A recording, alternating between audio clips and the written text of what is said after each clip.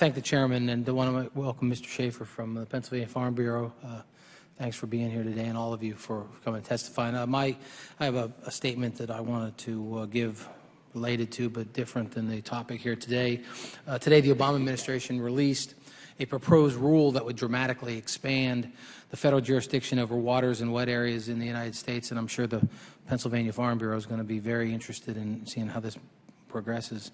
But this is another example of a disturbing pattern of the imperial presidency that seeks to use brute force and executive action while ignoring Congress. Our concern is this is going to unilaterally broaden the scope of the Clean Water Act and the federal government's reach into everyday lives that will have adverse effect on farmers, on contractors, on people's backyards, for that matter.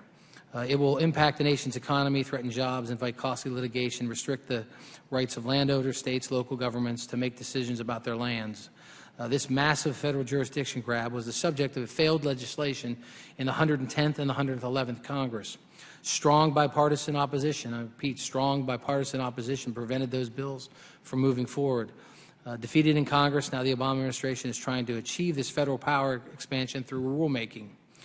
This proposed rule supposedly aims to clarify which water bodies are subject to federal jurisdiction under the Clean Water Act, which this committee has jurisdiction over.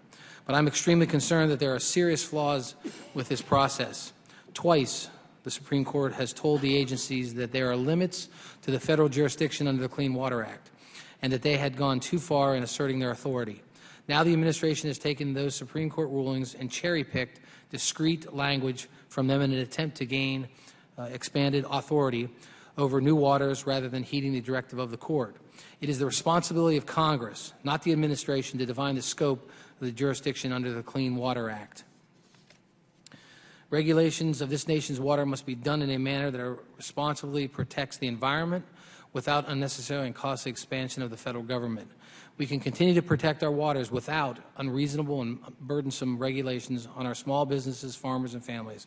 I intend to hold oversight hearings on this issue in the coming weeks and to make sure that they're not able to move forward with an expanded power, because, again, I think that as Chairman Gibbs and I were talking before, we're not certain what this means, but we've got a sick feeling in our stomachs that we know what's coming, and it's going to affect all of Americans in a negative way. So we're going to be vigilant and make sure that this committee and the Congress keeps its jurisdiction and its constitutional authority as we move forward. Mr. Chairman, thank you very much for yielding me.